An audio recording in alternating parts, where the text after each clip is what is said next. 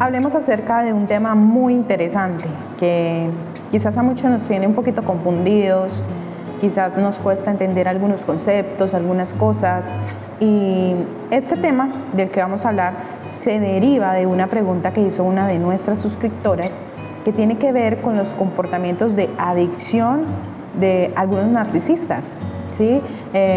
Nuestra suscriptora desea que hablemos acerca de los comportamientos erráticos, adictivos de algunas personalidades narcisistas. Y esto nos llevó entonces a hacer una pregunta. ¿Todos los narcisistas son adictos? Hablemos entonces acerca de adictos, narcisistas y personalidades borderline. Quizás de esa forma abordemos el tema de una forma más general y podamos contestar a nuestra amiga, quien muy amablemente nos dejó su pregunta. Quédate conmigo. Antes de empezar con la temática, quiero invitarte a que te suscribas y actives la campanita de nuestro canal. También quiero invitarte a que me sigas aquí en Instagram y si tienes alguna pregunta, no dudes en dejármela. Empecemos diciendo lo siguiente. No todos los adictos son narcisistas. No todos los narcisistas son adictos. No todos los adictos son borderline o no todos los borderline son adictos. Cada caso es diferente. Cada persona tiene puntos particulares que habría que ver en forma individual. Eso es muy importante que lo tengamos en cuenta. Pero ¿por qué hablamos acerca de esta afirmación, Joana?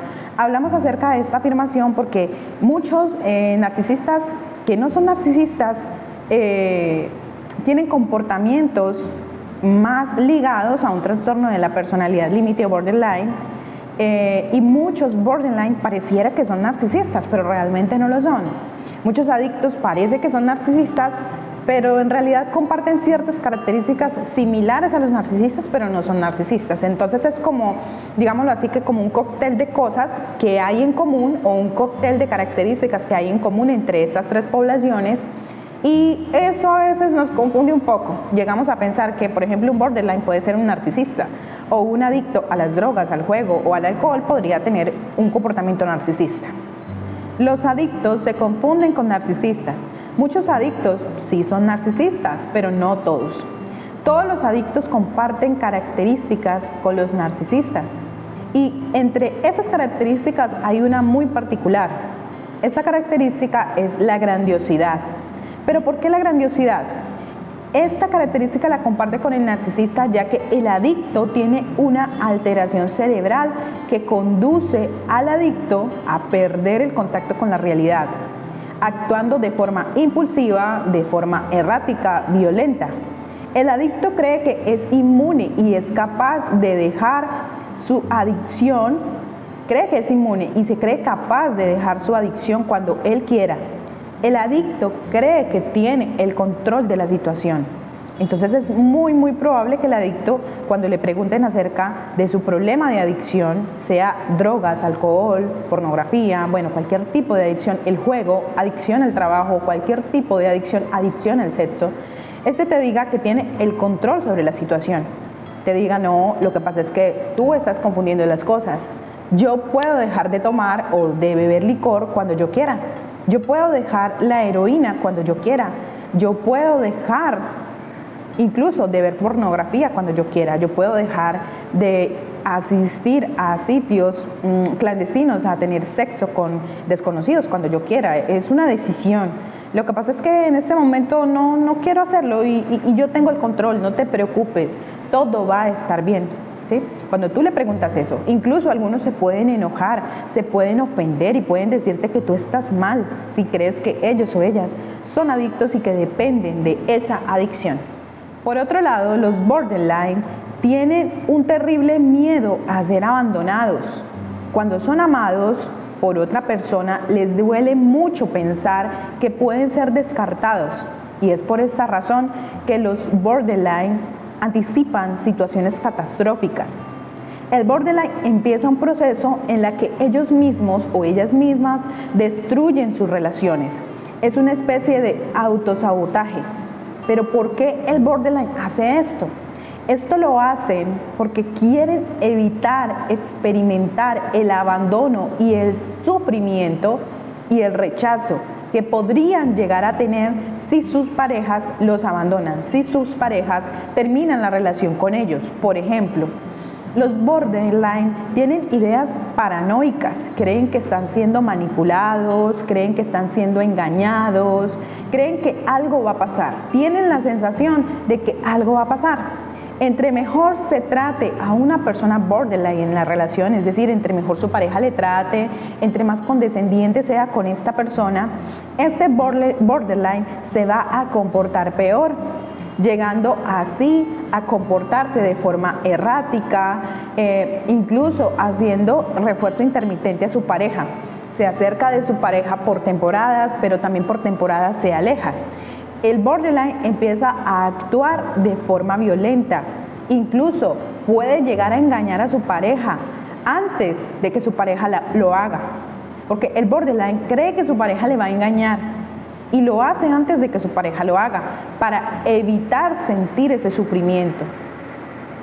El borderline está desregulado emocionalmente, no hay estabilidad emocional en una persona borderline. El borderline también, al igual que el adicto, se involucra en actividades riesgosas y también puede llegar a ser un adicto.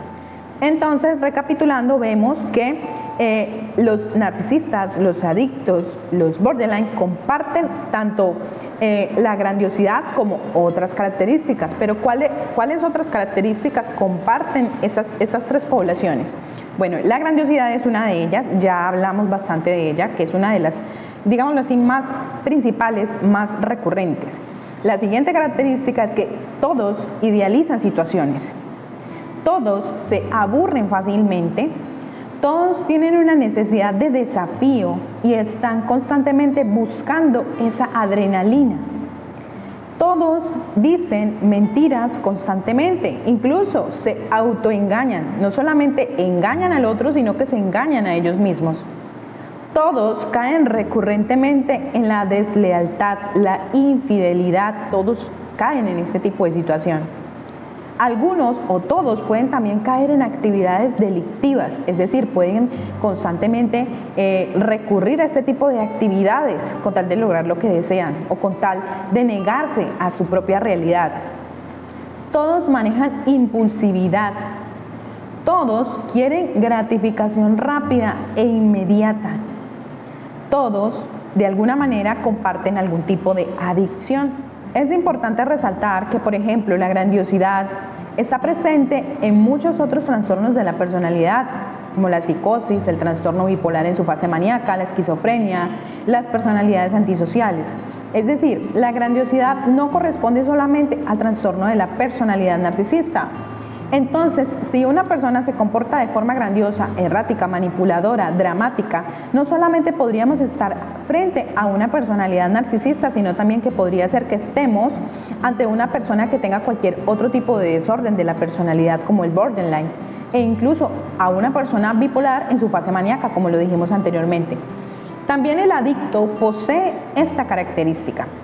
Es por eso que no todo caso aplica para narcisismo patológico. Sin embargo, es importante destacar que sea cual sea el caso, si estás ante una de estas personalidades con comportamientos erráticos, dramáticos, compulsivos, repetitivos y tóxicos, lo ideal es buscar ayuda profesional. Si es tu hijo, tu hija, tu pareja, trata de hacerles entender que se puede salir adelante buscando apoyo. Pero en ningún momento es camisa de fuerza para que te quedes al lado de una persona que recurrentemente tiene este tipo de comportamientos que también a la final afectan tu salud mental. Este tipo de personalidades pueden llegar a ser muy abusivas, manipuladoras, y podemos llegar a la toxicidad al relacionarnos con ellas. En el caso de los narcisistas, podemos llegar a comportarnos de forma dependiente de ellos. Podemos tener problemas también a raíz del gota a gota del abuso. Muchas personas pueden desarrollar indefensión aprendida, síndrome de Estocolmo, etcétera, etcétera.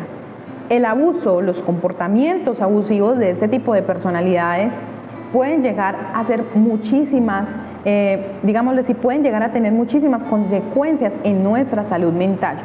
Es por eso que es importante tomar conciencia de que ante comportamientos abusivos, violentos, no hay que titubear a la hora de protegernos. En otra ocasión hablaremos entonces acerca del contacto cero, que es otra de las preguntas que tenemos pendientes. Hablaremos del contacto cero como un mecanismo de supervivencia ante personalidades narcisistas, ante personalidades tóxicas, dramáticas, erráticas y manipuladoras. Amigo y amiga, gracias por haber estado en este video. Te invito a que compartas este video con personas que crees que de pronto lo necesitan. También te agradezco mucho por el apoyo que me das viendo nuestros videos. Esperemos que más adelante podamos sacar contenido que realmente pueda aportar y ayudar a las personas que se encuentran, por ejemplo, en proceso de recuperación después de relaciones de abuso. Te dejo un abrazo muy fuerte, esperando que tengas una linda semana. Te quiero mucho.